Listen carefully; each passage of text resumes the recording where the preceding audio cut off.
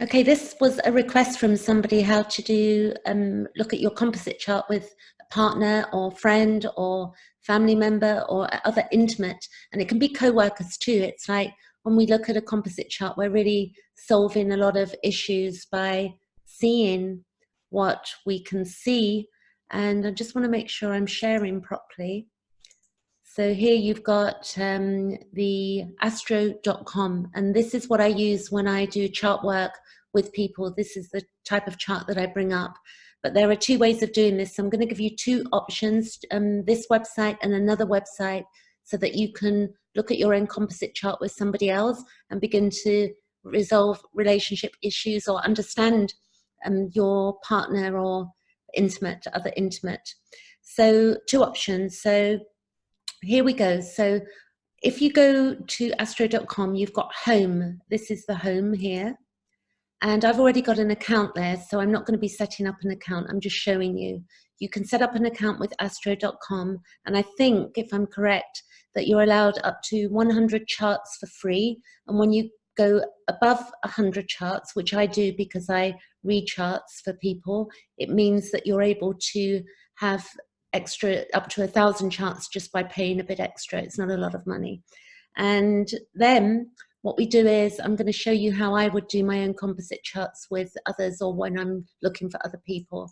So I go to My Astro, I click on My Astro, and hopefully you can see that it's at the top of the page in the right hand corner at the top, because I don't know if I'm covering it with my camera or video.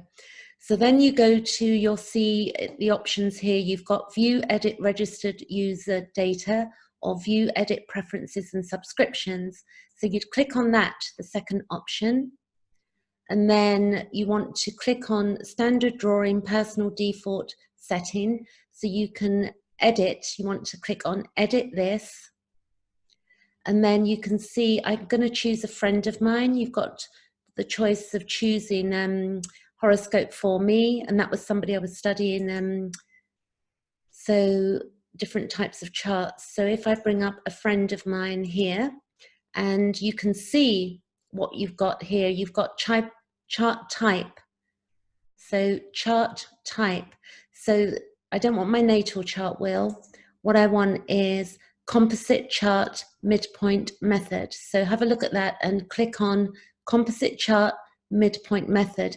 You can use other methods, but in evolutionary astrology, we use the composite chart midpoint method. So I'm going to click on that.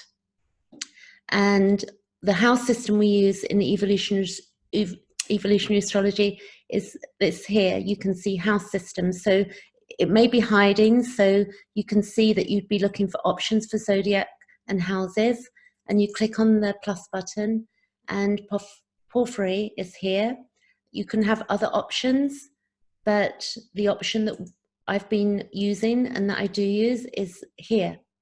And then you click to show the chart. And then you get, I've got a horoscope for me, and it says partner, which is my friend. And you can see the details there. And clearly you'd be putting those details in before. When you have an account, you'd be putting in the details of your friends, so it's easy just to then look. So you can see that we have a 9th house Pluto as a friendship, and that's in Libra. So we would be looking at that in evolutionary astrology, and then we would be looking at the polarity point to, deal with any issues in the relationship, what we would be moving to. We'd also look at the North Node and the South Node in the composite chart, and then we would be looking at the rulers to see how our relationship pans out and how it works. So it's quite deep work, but at least you'd be able to see where your Pluto is, because somebody requested how would they find out where the composite Pluto is in their chart, then in a composite chart. Also, you can see here that the nodal rulers, with my friend, we have the node is in Leo, so the nodal ruler is the sun. So that would show how we're communicating, and the sun is in Aries, so we can begin to get a deep picture of relationship there. Now what I'm going to do is stop share there, and I'm going to go back to now sharing the next option, which is you can go to AstroSeek. And if you go to AstroSeek, you can see that you've got at the top here, you've got love compatibility and for partner horoscope. So you would click on that option and it will come up in a minute. And then what you would do is you'd see that it says love compatibility, but really, love compatibility is a funny one. It's like we're all souls in a body. So it's very deep work when we're looking at astrology. You would put in the partner, your partner's details and maybe your details, or you can do it the other way around.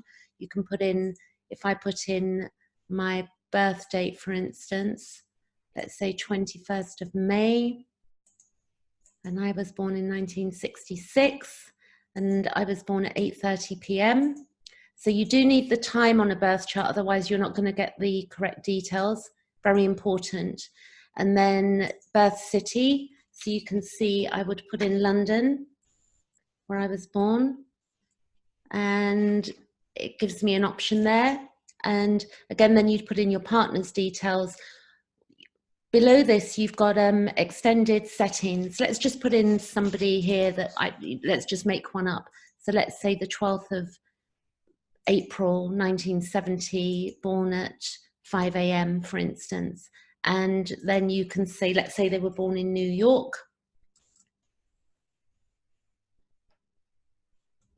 And then we'll just click a link there. And then you've got below here, you've got extended settings. So you do want to go to that. You want to open that up.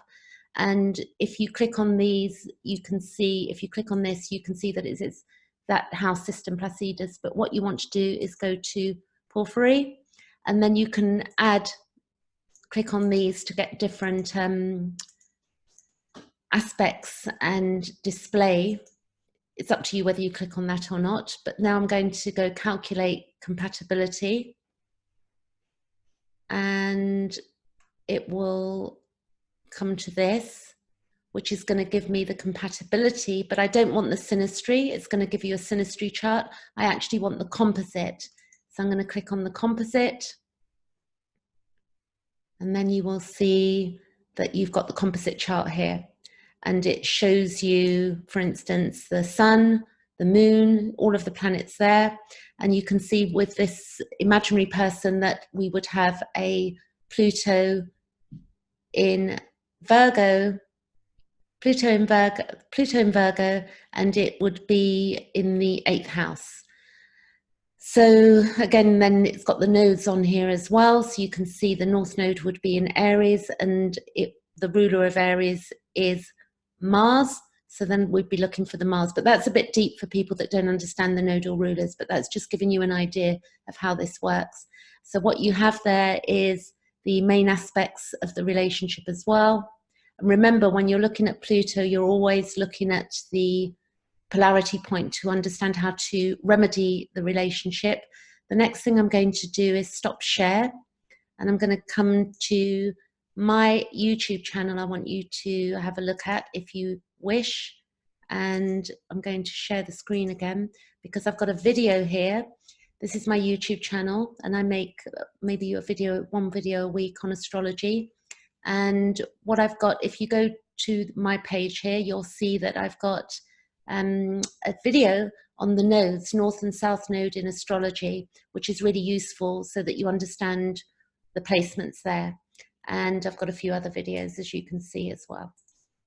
Okay, that's it. I hope that's helpful and I've made sense, and it's there's some clarity there.